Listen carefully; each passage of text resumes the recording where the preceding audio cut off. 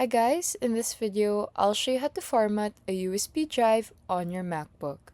Before you start, remember that formatting will erase everything on the USB drive, so make sure to back up any important files. First, plug your USB drive into your MacBook.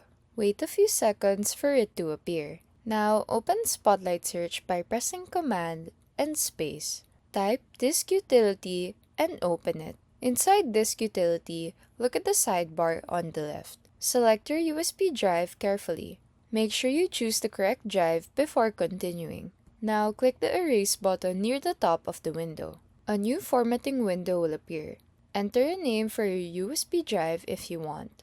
Then choose a format. For most Macs, APFs or macOS Extended works best. If you also want compatibility with Windows, choose exFAT. After selecting the format, click on Erase.